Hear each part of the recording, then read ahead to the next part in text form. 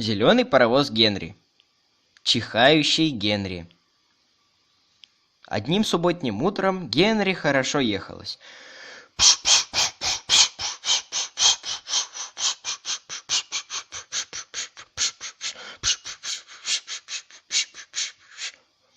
Солнце светило, птицы пели, а луга зеленели.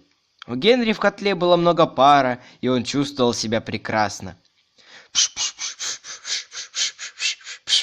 Как же хорошо, как же хорошо, как же хорошо. Вдруг Генри увидел на мосту мальчишек. Он хотел просвистеть и поздороваться с ними. Привет, пацаны! Привет! Ух, привет! Ой, ой, как больно! Да, мальчишки не сказали ему привет. Они ему в ответ бросили камни. Это были глупые мальчишки, которые думали, что это будет весело кинуть камни в трубу Генри. Несколько камней упали на котел Генри и испортили ему покрытие. А один попал кочегару по голове, когда он кидал уголь. Остальные камни сломали окна пассажирским вагонам. Генри сильно расстроился. Ух, какой позор! Пш, какой позор! Пш, какой позор! Пш, какой позор! Пш. Вагоны тоже расстроились.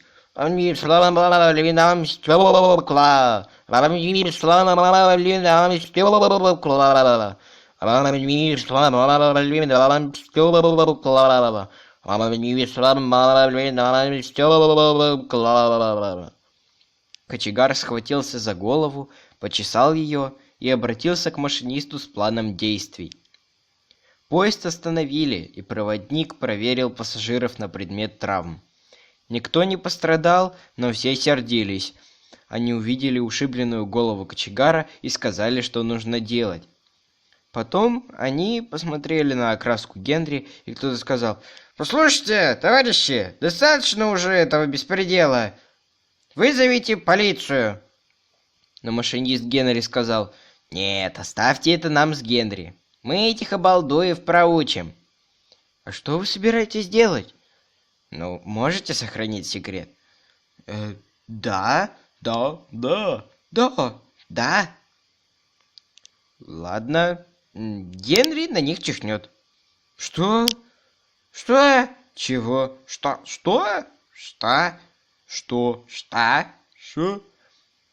Генри накопит в котле пар и выпустит его с сажей и дымом. Сажа накопится в дымоходе. И иногда это заставляет его ехать хуже. Я имею в виду, если у вас заложен нос, то вы чихаете, так? Ладно, обратно к делу. Если у Генри забьется дымоход, я могу нагнать воздух, и тогда сажа вылетит из трубы. Мы это сделаем у моста и прекратим этот беспредел. Генри поехал отдыхать на станцию. Потом он повез поезд обратно. Много пассажиров и людей ждали на станции около моста. Они хотели посмотреть на происходящее.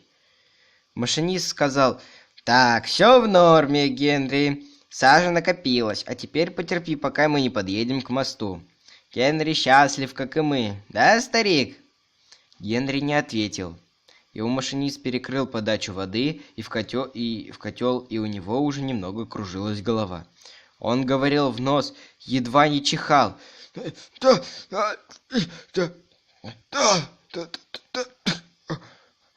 Да. Он едва не чихал. Проводник помахал флагом и подул свисток. Вскоре вдалеке они увидели мост, а на нем стояли мальчишки с камнями. Машинист сказал: «Так, Генри, ты готов? Сейчас изо всех сил должен чихнуть, когда я тебе скажу. 1, 2, давай!» Он дернул рычаг. Генри как чихнет. Апча! Дым, пар и сажа молниеносно вылетели из трубы. Это грязное облако поднялось над мостом и покрыло мальчишек, и они убежали все в грязи и копоти. Машинист Генри не мог перестать смеяться. Молодец, Генри! Они теперь не будут кидать камни на паровозов. Да у тебя окрас поистерся и покрылся сажей. Ничего, мы выкрасим тебя снова. Завтра будешь как новенький. Генри больше никогда не чихал около мостов. Толстяку-инспектору это не нравилось. Его дымоход всегда теперь вычищался на станции, пока Генри отдыхал. А Генри проехал очень многими мостами. Но теперь на них не было никаких мальчишек с камнями.